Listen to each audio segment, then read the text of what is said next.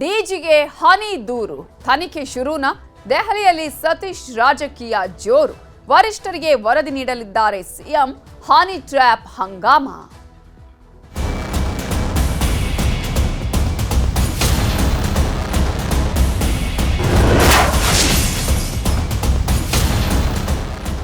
ರಾಜ್ಯದಲ್ಲಿ honey trap ಕೋಲಾಹಲ ಜೋರಾಗಿದೆ. ಗಂಭೀರವಾಗಿ ಪರಿಗಣಿಸಿದ್ದಾರೆ ಕಾಂಗ್ರೆಸ್ನ ವರಿಷ್ಠರು ಈ ಪ್ರಕರಣವನ್ನ.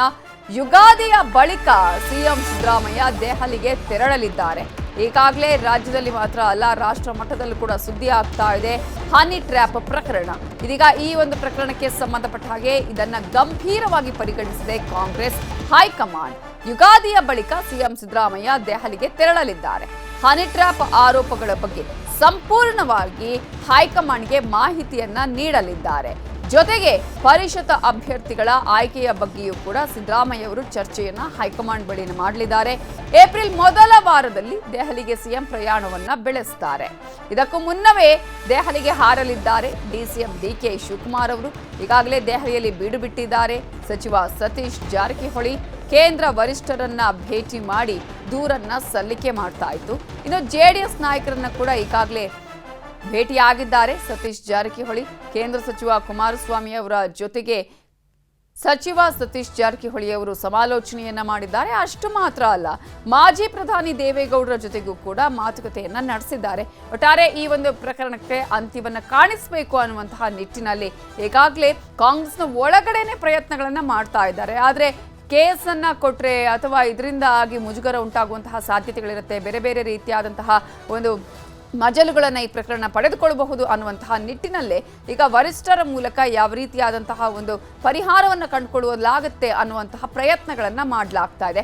ಅಷ್ಟು ಮಾತ್ರ ಅಲ್ಲ, ಇದನ್ನ ಒಂದು ಅಂತ್ಯ ಕಾಣಿಸಬೇಕು ಅನ್ನುವಂತಹ ನಿಟ್ಟಿನಲ್ಲಿ ಅದರಲ್ಲೂ ಕೂಡ ಈ ಪ್ರಕರಣವನ್ನು ಗಂಭೀರವಾಗಿ ತೆಗೆದುಕೊಳ್ಬೇಕು. ಅದು ಕೇವಲ ನಾವು ಕಾಂಗ್ರೆಸ್ ಪಕ್ಷದವರು ಮಾತ್ರ ಅಲ್ಲ, ಇತರೆ ವಿಪಕ್ಷದವರು ಕೂಡ ನೀವು ಈ ಪ್ರಕರಣವನ್ನು ಗಂಭೀರವಾಗಿ ತೆಗೆದುಕೊಂಡು ಹೋರಾಟವನ್ನು ಮಾಡಬೇಕು ಅನ್ನುವಂತಹ ನಿಟ್ಟಿನಲ್ಲಿ ಒಂದು ಚರ್ಚೆಯನ್ನು ಮಾಡಿದಾರಾ ಗೊತ್ತಿಲ್ಲ.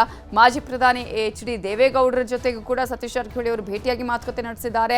ಜೊತೆಗೆ ಕುಮಾರಸ್ವಾಮಿ ಅವರನ್ನ ಕೂಡ ಮೀಟ್ ಮಾಡಿದ್ದಾರೆ. ಇನ್ನು ರಾಜ್ಯದಲ್ಲಿ ಹನಿ ಟ್ರ್ಯಾಪ್ ವಿಚಾರವಾಗಿ ಮಾತನಾಡಿರೋ ಯತೀಂದ್ರ ಸಿದ್ದರಾಮಯ್ಯ, ಹನಿ ಟ್ರ್ಯಾಪ್ ಮಾಡೋದು ಬ್ಲ್ಯಾಕ್ ಮೇಲ್ ತಂತ್ರ. ಈಗ ತಂತ್ರಜ್ಞಾನ ತುಂಬಾ ಮುಂದುವರೆದಿದೆ, ಅದರ ದುರುಪಯೋಗ ಕೂಡ ಆಗ್ತಾ ಇದೆ. ರಾಜಣ್ಣ ವಿಚಾರದಲ್ಲೂ ಅದೇ ಆಗಿದೆ. ಹನಿ ಟ್ರ್ಯಾಪ್ ಮಾಡುವವರ ವಿರುದ್ಧ ಕ್ರಮ ಆಗಬೇಕು ಅಂತ ಯತೀಂದ್ರ ಸಿದ್ದರಾಮಯ್ಯ ಒತ್ತಾಯಿಸಿದ್ದಾರೆ. ಯಾರು ಹನಿ ಟ್ರ್ಯಾಪ್ ಅಂತಹ ಕೆಲಸ ಅದು ಜಾಲ ಮಾಡಿಕೊಂಡು ಬೇರೆಯವ್ರನ್ನ ಹನಿ ಟ್ರ್ಯಾಪ್ನಲ್ಲಿ ಬೀಳಿಸಿ ಅದ್ರ ಮೂಲಕ ಬ್ಲ್ಯಾಕ್ ಮೇಲ್ ಮಾಡಬೇಕು ಅಂತ ಪ್ರಯತ್ನ ಪಡ್ತಾರೆ, ಅವ್ರದ್ದು ಕೂಡ ತಪ್ಪಿರುತ್ತೆ. ಸೊ ಅವ್ರು ಕೂಡ ಅದು ತನಿಖೆ ಆಗಬೇಕು. ಈಗ ಸಿದ್ದರಾಮಯ್ಯನವ್ರ ಪರ ಇದ್ದಂಥವ್ರನ್ನ ಈ ರೀತಿಯಾದಂಥ ಟ್ರ್ಯಾಪ್ ಮಾಡೋ ಕೆಲಸ ಆಗ್ತಾ ಇದೆ. ರಾಜಣ್ಣ ಅವ್ರು ಏನು ಹೇಳಿಲ್ಲ, ಕೆಲವು ಗುಂಪು ರಾಜಕಾರಣಿಗಳ ಮೇಲೆ ಮಾತ್ರ ಆಗಿದೆ ಅಂತ ಅವ್ರೇನು ಹೇಳಿಲ್ಲ. BJPಲಿರೋರ ಮೇಲೂ ಕೂಡ ಹನಿ ಟ್ರ್ಯಾಪ್ ಪ್ರಯತ್ನ ಮಾಡಿದೆ ಅಂತ ಹೇಳಿದ್ದಾರೆ. ಸೊ BJPಲಿರೋರನ್ನ ತಂದೆ ಪರವಾಗಿದ್ದಾರೆ. ಸೊ ಹಾಗಾಗಿ ಆ ರೀತಿ ಇಂಥ ಗುಂಪು ಅಂತ ಹೇಳಿಲ್ಲ. ಅವ್ರು ಜನರಲ್ ಆಗಿ ಹೇಳಿದ್ದಾರೆ ರಾಜ್ಯದಲ್ಲಿ ಅಂಥ ಒಂದು ಜಾಲ ಇದೆ ಅಂತ ಹೇಳಿ. ಸೊ ಅದನ್ನು ತನಿಖೆ ಮಾಡಿ ಅವ್ರಿಗೆ ಶಿಕ್ಷೆ ಆಗಿದೆ. ಯಾರು ಇದೇ ವಿಚಾರಕ್ಕೆ ಸಂಬಂಧಪಟ್ಟ ಹಾಗೆ ಇನ್ನಷ್ಟು ಡೀಟೇಲ್ಸ್ ಅನ್ನ ಕೊಡೋದಕ್ಕೆ ನಮ್ಮ ಪೊಲಿಟಿಕಲ್ ಬ್ಯೂರೋ ಹೆಡ್ ಆಗಿರುವಂತಹ ಚಿದಾನಂದ ಪಟೇಲ್ ಈಗ ನೇರ ಸಂಪರ್ಕದಲ್ಲಿ ಜಾಯಿನ್ ಆಗಿದ್ದಾರೆ. ಚಿದಾನಂದ ಪಟೇಲ್, ಈಗಾಗಲೇ ಒಂದ್ ಕಡೆ ಮನವಿಯನ್ನು ಗೃಹ ಸಚಿವರಿಗೆ ರಾಜಣ್ಣ ಕೊಟ್ಟಿದ್ದಾರೆ, ಜೊತೆಗೆ ಆ ಒಂದು ಪತ್ರವನ್ನ DGಗೂ ಕೂಡ ರವಾನೆ ಮಾಡಿದ್ದಾರೆ. ಆದರೆ ಕಾಂಗ್ರೆಸ್ನ ಆಂತರಿಕವಾಗಿ ಈ ಒಂದು ಪ್ರಕರಣವನ್ನ ಬಹಳ ಗಂಭೀರವಾಗಿ ತೆಗೆದುಕೊಂಡ ಹಾಗಿದೆ. ಹೈಕಮಾಂಡ್ಗೂ ಕೂಡ ಈ ವಿಚಾರ ಬಹಳ ಸೀರಿಯಸ್ ಆಗಿ ತೆಗೆದುಕೊಂಡಿರುವಂತಹ ಹಿನ್ನೆಲೆಯಲ್ಲಿ ಯಾವ ರೀತಿಯಾದಂತಹ ಮುಂದಿನ ಬೆಳವಣಿಗೆಗಳು ಆಗಬಹುದು? ಸಿದ್ದರಾಮಯ್ಯ ಅವರು ಪ್ರಮುಖವಾಗಿ ಈ ವಿಚಾರವನ್ನು ಚರ್ಚೆ ಮಾಡೋದಕ್ಕೆ ದೆಹಲಿಗೆ ಹೋಗ್ತಾ ಇರೋದಾ ಹೇಗೆ? ಜೊತೆಗೆ ಸಚಿವ ಸತೀಶ್ ಜಾರಕಿಹೊಳಿ ಕೂಡ ದೆಹಲಿಯಲ್ಲಿ ಇದ್ದಾರೆ.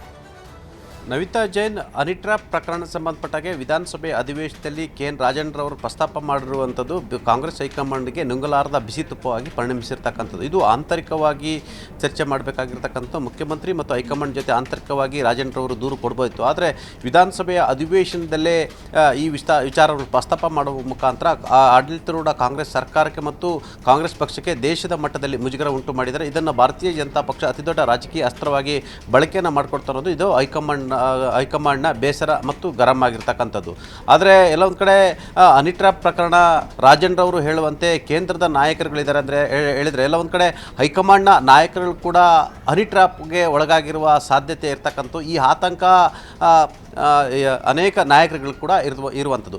ಈ ಎಲ್ಲ ಬೆಳವಣಿಗೆಯ ನಡುವೆ ಇದೀಗ ಸತೀಶ್ ಜಾರಕಿಹೊಳಿಯವರು ನವದೆಹಲಿಗೆ ತೆರಳಿ KC ವೇಣುಗೋಪಾಲ್ ಜೊತೆ ವಿಸ್ತೃತವಾಗಿ ಚರ್ಚೆ ಮಾಡಿರುವಂಥದ್ದು. ಇದರ ಬೆನ್ನಲ್ಲೇ HD ಕುಮಾರಸ್ವಾಮಿ ಮತ್ತು ಮಾಜಿ ಪ್ರಧಾನಿ ಎಚ್ ಡಿ ದೇವೇಗೌಡರ ಜೊತೆ ಡಿನ್ನರ್ ಮೀಟಿಂಗ್ಸ್ನಲ್ಲಿ ಸುಮಾರು 1.5 ಗಂಟೆಗೂ ಹೆಚ್ಚು ಸಮಯ ಮಾತುಕತೆಯನ್ನು ನಡೆಸಿರುವಂಥದ್ದು. ಮಾತುಕತೆಯ ಸಂದರ್ಭದಲ್ಲಿ ಹಲವಾರು ವಿಚಾರ ಪ್ರಸ್ತಾಪ ಬಂದಿರುವಂಥದ್ದು ಮತ್ತು ಎಚ್ ಡಿ ಕುಮಾರಸ್ವಾಮಿ ಮತ್ತು ಮಾಜಿ ಪ್ರಧಾನಿ ಎಚ್ ಡಿ ದೇವೇಗೌಡರು ತಮ್ಮ ಕುಟುಂಬದ ವಿರುದ್ಧ ನಡೀತಿರ್ತಕ್ಕಂಥ ನಿರಂತರ ಅಪಪ್ರಚಾರ ಮತ್ತು ಕಿರುಕುಳದ ಬಗ್ಗೆ ಕೂಡ ಮಾತಾಡಿರ್ತಕ್ಕಂಥದ್ದು. ಎಲ್ಲ ಒಂದು ಕಡೆ ರಾಜಕೀಯವಾಗಿ ವಿರೋಧವನ್ನು ಮಾಡಬೇಕು, ಆದರೆ ವೈಯಕ್ತಿಕವಾಗಿ ನಮ್ಮ ಕುಟುಂಬದ ವಿರುದ್ಧ ನಮ್ಮ ಕುಟುಂಬದ ಮಾನವನ ಬೀದಿಗೆ ಕೆಲವರು ನಿಮ್ಮ ಪಕ್ಷದವರು ಹಾಕಿದ್ದಾರೆ ಅಂತೇಳಿ ಆರೋಪವನ್ನು ಮಾಡಿರುವಂಥದ್ದು. ಇದರ ಬೆನ್ನಲ್ಲೇ ಹನಿ ಟ್ರ್ಯಾಪ್ ವಿಚಾರವಾಗಿ ಕೂಡ ಸತೀಶ್ ಜಾರಕಿಹೊಳಿ ಅವರು ಮಾಜಿ ಪ್ರಧಾನಿ ಎಚ್ ಡಿ ದೇವೇಗೌಡ ಮತ್ತು ಎಚ್ ಡಿ ಕುಮಾರಸ್ವಾಮಿ ಅವರ ಜೊತೆ ಚರ್ಚೆಯನ್ನು ಮಾಡಿರುವಂಥದ್ದು. ಈ ಸಂದರ್ಭದಲ್ಲಿ ಕೇತಗಾನಹಳ್ಳಿ ಭೂಮಿ ಒತ್ತುವರಿ ವಿಚಾರವಾಗಿ ಕೂಡ ನಮ್ಮ ವಿರುದ್ಧ ಸೇಡನ್ನು ತೀರಿಸಿಕೊಳ್ತಿದ್ದಾರೆ ಅಂತೇಳಿ ಆರೋಪವನ್ನು ಮಾಡಿರುವಂಥದ್ದು. ಒಟ್ಟಾರೆ ಸತೀಶ್ ಜಾರಕಿಹೊಳಿ ಮತ್ತು ಮಾಜಿ ಪ್ರಧಾನಿ ಎಚ್ ಡಿ ದೇವೇಗೌಡರು ಹಾಗೂ ಎಚ್ ಡಿ ಕುಮಾರಸ್ವಾಮಿ ಅವರ ಚರ್ಚೆ ರಾಜಕೀಯ ವಲಯದಲ್ಲಿ ಕುತೂಹಲ ಕೆರಳಿರತಕ್ಕಂಥದ್ದು. ಹನಿ ಟ್ರ್ಯಾಪ್ ಪ್ರಕರಣ ಸಂಬಂಧಪಟ್ಟಾಗೆ ಯಾರೆಲ್ಲ ಇದ್ದಾರೆ, ಇದರಿಂದ ಯಾರೆಲ್ಲ ಕೈವಾಡ ಇರ್ಬೋದು ಎಂಬುದರ ಬಗ್ಗೆ ಅನುಮಾನವನ್ನು ಕೂಡ ವ್ಯಕ್ತಪಡಿಸಿರುವಂಥದ್ದು. ಈ ಎಲ್ಲ ಬೆಳವಣಿಗೆ ನಡುವೆ ಮುಖ್ಯಮಂತ್ರಿ ಸಿದ್ದರಾಮಯ್ಯನವರು ವಿಧಾನ ಪರಿಷತ್ನ 4 ಸ್ಥಾನಗಳಿಗೆ ಅಭ್ಯರ್ಥಿಗಳ ಆಯ್ಕೆ ಸಂಬಂಧಪಟ್ಟಾಗೆ ಏಪ್ರಿಲ್ 2ನೇ ತಾರೀಕು ನವದೆಹಲಿಗೆ ತೆರಳುತ್ತಿದ್ದಾರೆ. ಜೊತೆಗೆ ಪ್ರದೇಶ ಕಾಂಗ್ರೆಸ್ ಸಮಿತಿ ಅಧ್ಯಕ್ಷರಾಗಿರ್ತಕ್ಕಂಥ ಡಿ ಕೆ ಶಿವಕುಮಾರ್ ಕೂಡ ನವದೆಹಲಿಗೆ ತೆರಳುತ್ತಿದ್ದಾರೆ. ಆ ಸಂದರ್ಭದಲ್ಲೂ ಕೂಡ ಅಭ್ಯರ್ಥಿಗಳ ಅಂತಿಮಗೊಳಿಸುವ ವಿಚಾರದ ನಡುವೆ ಕೂಡ ಕರ್ನಾಟಕದ ಹನಿ ಟ್ರ್ಯಾಪ್ ಪ್ರಕರಣ ಮತ್ತು ರಾಜೇಂದ್ರ ಅವರು ವಿಧಾನಸಭೆ ಅಧಿವೇಶನದಲ್ಲಿ ಹೇಳಿಕೆ ಕೊಟ್ಟಿರುವಂಥದ್ದು, ಇದನ್ನು ಭಾರತೀಯ ಜನತಾ ಪಕ್ಷ ರಾಷ್ಟ್ರ ಮಟ್ಟದಲ್ಲಿ ರಾಜಕೀಯ ಅಸ್ತ್ರವಾಗಿ ಬಳಸಿಕೊಂಡಿದ್ದು, ಈ ಎಲ್ಲದರ ಬಗ್ಗೆ ಕೂಡ ಎಲ್ಲೊಂದು ಕಡೆ ಚರ್ಚೆ ನಡೆಯುವ ಸಾಧ್ಯತೆ ಇರುವಂಥದ್ದು. ಇನ್ನೊಂದು ಕಡೆ ಹನಿ ಟ್ರ್ಯಾಪ್ ಪ್ರಕರಣದಲ್ಲೆಲ್ಲ ಒಂದು ಕಡೆ ಸರ್ಕಾರ ಕೂಡ ಈ ಪ್ರಕರಣ ಇದು ಕಾಂಗ್ರೆಸ್ಗೆ ಮುಳುವಾಗುವ ಸಾಧ್ಯತೆ ಇರುವಂಥದ್ದು ಮತ್ತು ಕಾಂಗ್ರೆಸ್ಗೆ ಇದು ಇಕ್ಕಟ್ಟಿಗೆ ಸಿಲುಕಿಸುವ ಸಾಧ್ಯತೆ ಇದೆ. ಇದು ರಾಷ್ಟ್ರ ಮಟ್ಟದಲ್ಲಿ ಅತಿದೊಡ್ಡ ಮುಜುಗರ ಆಗುತ್ತೆ ಎಂಬ ಕಾರಣಕ್ಕಾಗಿ ಮುಖ್ಯಮಂತ್ರಿ ಸಿದ್ದರಾಮಯ್ಯ ಮತ್ತು ಗೃಹ ಸಚಿವ doctor G Parameshwar honey trap ಪ್ರಕರಣವನ್ನು ತಾರ್ಕಿಕ ಅಂತ್ಯಕ್ಕೆ ಕೊಂಡೊಯ್ಯುವ ವಿಚಾರದಲ್ಲಿ ಮೀನಾಮೇಷ ಎಣಿಸ್ತಿರ್ತಕ್ಕಂಥ ಒಂದು ಕಡೆ ಹೈಕಮಾಂಡ್ ಗರಂ ಆಗಿರೋದು ಕೂಡ ಇದಕ್ಕೆ ಮೂಲ ಕಾರಣ ಅಂತ ಹೇಳಲಾಗ್ತಿದೆ. ಆ ಮುಖಾಂತರ ಹನಿ ಟ್ರ್ಯಾಪ್ ಪ್ರಕರಣವನ್ನು ಹಳ್ಳ ಹಿಡಿಸೋಕ್ಕೆ ಸರ್ಕಾರ ಏನೆಲ್ಲ ಪ್ರಯತ್ನ ಮಾಡಬೇಕು, ಏನೆಲ್ಲ ತಂತ್ರ ಮಾಡಬೇಕು, ಆ ತಂತ್ರವನ್ನು ಮಾಡ್ತಿದೆ. ಈ ತಂತ್ರದ ಭಾಗವಾಗಿ ಹನಿ ಟ್ರ್ಯಾಪ್ ಯತ್ನಕ್ಕೆ ಒಳಗಾಗಿದ್ದಂಥ ಸದನದಲ್ಲೇ ಹೇಳಿದಂಥ ಕೆ ಎನ್ ರಾಜಣ್ಣ ಕೂಡ ಇದೀಗ ಯೂಟರ್ನ್ ಹೊಡೆದಿರ್ತಕ್ಕಂಥ ಮನವಿ ಹೆಸರಿನಲ್ಲಿ ಅಪರಿಚಿತರ ಹೆಸರಿನಲ್ಲಿ ಕೊಟ್ಟಿರ್ತಕ್ಕಂಥದ್ದು.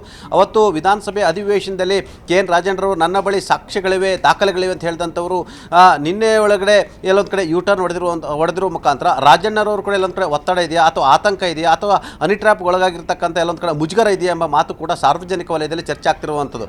ಒಟ್ಟಾರೆ ಹನಿ ಟ್ರ್ಯಾಪ್ ಪ್ರಕರಣ ಕಾಂಗ್ರೆಸ್ ಬುಡಕ್ಕೆ ಬಿಸಿನೀರು ಬಿಟ್ಟಂತಾಗಿರ್ತಕ್ಕಂಥ, ಹಾಗಾಗಿ ಇಡೀ ಪ್ರಕರಣವನ್ನು ಹಳ್ಳ ಹಿಡಿಸಲಿಕ್ಕೆ ಮುಖ್ಯಮಂತ್ರಿ ಮತ್ತು ಕಾಂಗ್ರೆಸ್ ಹೈಕಮಾಂಡ್ ಮತ್ತು ಗೃಹ ಸಚಿವರು ಎಲ್ಲರೂ ಕೂಡ ಒಟ್ಟುಗೂಡಿ ಈ ಪ್ರಕರಣವನ್ನು ಮುಚ್ಚಿ ಹಾಕುವ ಪ್ರಯತ್ನಕ್ಕೆ ಕೈ ಹಾಕಿದರೆ ಎಂಬ ಅನುಮಾನ ಕೂಡ ವ್ಯಕ್ತವಾಗಿರುವಂತದ್ದು.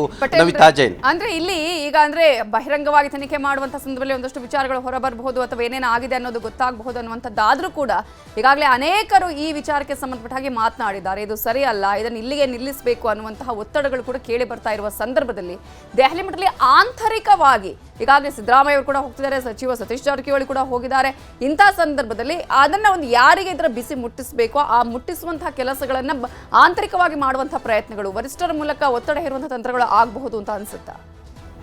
ಅಫ್ಕೋರ್ಸ್, ಆದರೆ ಕಾಂಗ್ರೆಸ್ ಹೈಕಮಾಂಡ್ ಸದ್ಯ ಯಾರ ಪರವಾಗಿದೆ ಯಾರ ವಿರುದ್ಧವಾಗಿದೆ ಅನ್ನೋದು ಕೂಡ ಅರ್ಥ ಆಗೋದಿಲ್ಲ. ಯಾಕಂತ ಹೇಳಿದ್ರೆ ಕಾಂಗ್ರೆಸ್ ಹೈಕಮಾಂಡು ಬದಲಾದ ಸನ್ನಿವೇಶದಲ್ಲಿ ನಾಯಕರ ಮೇಲಿನ ಪ್ರೀತಿ ವಿಶ್ವಾಸವನ್ನು ಕೂಡ ಕೆಲವ್ರ ಮೇಲೆ ಕಡಿಮೆ ಮಾಡುತ್ತೆ, ಕೆಲವರ ಮೇಲೆ ಹೆಚ್ಚು ಪ್ರೀತಿಯನ್ನು ತೋರಿಸುತ್ತೆ. ಅದಕ್ಕೆ ಎಲ್ಲೊಂದು ಕಡೆ ಕಾಂಗ್ರೆಸ್ನ ಅನೇಕ ನಾಯಕರುಗಳು ಕಾಂಗ್ರೆಸ್ ಹೈಕಮಾಂಡ್ಗೆಲ್ಲ ಒಂದು ಕಡೆ ಹುಲ್ಲುಗಾವಲು ಥರ ಆಗಿರುವಂಥದ್ದು ಅದು ಕೂಡ ಕಾರಣವಾಗಿರ್ತಕ್ಕಂಥದ್ದು. ಆದರೆ ಸದ್ಯ ಹೈಕಮಾಂಡ್ಗೂ ಕೂಡ ಎಲ್ಲ ಒಂದು ಕಡೆ ಇದು ಮುಜುಗರ ತಂದಿರತಕ್ಕಂಥದ್ದು. ಬಿ ಜೆ ಪಿ ರಾಜ್ಯಾದ್ಯಂತ ಹೋರಾಟ ಮಾಡಿರುವಂಥದ್ದು ಮತ್ತು ಸದನದಲ್ಲಿ ಬಿ ಜೆ ಪಿ ಹೋರಾಟದ ರೀತಿಯನ್ನು ನೋಡಿ ಹೈಕಮಾಂಡ್ ಕೂಡ ಅವಾಕ್ಕಾಗಿರ್ತಕ್ಕಂಥದ್ದು. ಒಟ್ಟಾರೆ ಈ ಪ್ರಕರಣವನ್ನು ಮುನ್ನೆಲೆಗೆ ತಂದರೆ ಎಲ್ಲೊಂದು ಕಡೆ ಇದು ಕಾಂಗ್ರೆಸ್ನ ಮಾನ ಬೀದಿಗೆ ಬೀಳುತ್ತೆ ಎಂಬ ಕಾರಣಕ್ಕೂ ಕೂಡ ಅಂಜಿರ್ತಕ್ಕಂಥ ಮುಖ್ಯಮಂತ್ರಿಗಳು ಇಡೀ ಪ್ರಕರಣವನ್ನು ಹಳ್ಳ ಹಿಡಿಸಲಿಕ್ಕೆ ಆ ಮುಖಾಂತರ ಇದನ್ನು ತಾರ್ಕಿಕ ಅಂತ್ಯಕ್ಕೆ ಕೊಂಡೊಯ್ಯಲಿಕ್ಕೆ ಎಲ್ಲೊಂದು ಕಡೆ ವಿಫಲರಾಗ್ತಿರ್ತಕ್ಕಂಥದ್ದು. ಆ ಮುಖಾಂತರ ಪ್ರಕರಣವನ್ನು ದಾರಿ ತಪ್ಪಿಸುವ ಪ್ರಯತ್ನ ಕೂಡ ಸ್ವತಃ ಮುಖ್ಯಮಂತ್ರಿಗಳು ಕೈ ಹಾಕಿರ್ತಕ್ಕಂಥದ್ದು ದುರದೃಷ್ಟಕರ. ಆದರೆ ಇದರಲ್ಲಿ ಬಿ ಜೆ ಪಿಯವ್ರದ್ದು ಕೂಡ ಸ್ವಯಂಕೃತ ಅಪರಾಧ ಇರ್ತಕ್ಕಂಥದ್ದು. ಬಿ ಜೆ ಪಿಯ 17 ಜನ ನಾಯಕರುಗಳು ಈಗಾಗಲೇ ಏನು ಸ್ಟೇ ಆರ್ಡರ್ ತಂದಿರತಕ್ಕಂಥದ್ದು. ಬಿ ಜೆ ಪಿಯ ಮಾಜಿ ಮುಖ್ಯಮಂತ್ರಿ ಸೇರಿದಂಥ ಅನೇಕರು ಕೂಡ ತಮ್ಮ ಮೇಲೆ ಹನಿ ಟ್ರ್ಯಾಪ್ ಆಗಿದೆ ಅಂತೇಳಿ ಪರೋಕ್ಷವಾಗಿ ಮಾಧ್ಯಮ ಪ್ರಸಾರ ಕೂಡ ತಡೆ ಹೊಡಿರ್ತಕ್ಕಂಥದ್ದು. ಅವತ್ತೇ ಭಾರತೀಯ ಜನತಾ ಪಕ್ಷ ಈ ವಿಚಾರವನ್ನು ಗಂಭೀರವಾಗಿ ತೆಗೆದುಕೊಂಡು ಉನ್ನತ ಮಟ್ಟದ ತನಿಖೆ ನಡೆಸಿದರೆ ಇಂಥ ಪ್ರಕರಣಗಳು ಮರುಕಳಿಸ್ತಿರಲಿಲ್ಲ. ಆದರೆ ಭಾರತೀಯ ಜನತಾ ಪಕ್ಷ ಅವತ್ತು ಎಲ್ಲ ಒಂದು ಕಡೆ ಕುಂಬಳಕಾಯಿ ಕಳ್ಳ ಅನ್ನೋ ರೀತಿಯಲ್ಲಿ ಎಗಲು ಮುಟ್ಕೊಂಡ ಅನ್ನೋ ರೀತಿಯಲ್ಲಿ ಭಾರತೀಯ ಜನತಾ ಪಕ್ಷ ಅಂತರ ಕಾಯ್ದುಕೊಳ್ತು. ಇದೀಗ ರಾಜ್ಯದಲ್ಲಿ ಕಾಂಗ್ರೆಸ್ ಪಕ್ಷ ಅಧಿಕಾರಕ್ಕೆ ಬಂದ ಕೂಡಲೇ ಹನಿ ಟ್ರ್ಯಾಪ್ ಪ್ರಕರಣ ದೊಡ್ಡ ಹಗರಣವಾಗಿ ಇಲ್ಲಿ ಪರಿಣಮಿಸಿರ್ತಕ್ಕಂಥದ್ದು. ಆದರೆ ಇದರ ಜವಾಬ್ದಾರಿ ತೆಗೆದುಕೊಂಡು ಈ ಪ್ರಕರಣವನ್ನು ತಾರ್ಕಿಕ ಅಂತ್ಯಕ್ಕೆ ಕೊಂಡೊಯ್ಯಬೇಕಾಗಿರ್ತಕ್ಕಂಥ ಮುಖ್ಯಮಂತ್ರಿ ಮತ್ತು ಇಡೀ ಸರ್ಕಾರ ಇಡೀ ಪ್ರಕರಣವನ್ನು ಹಳ್ಳ ಹಿಡಿಸಲಿಕ್ಕೆ ಪ್ರಯತ್ನವನ್ನು ಮಾಡಿರುವಂಥದ್ದು ದುರದೃಷ್ಟಕರ ಅಂತಲೇ ಹೇಳ್ಬೋದು. ನವಿತಾ ಜೈನ್.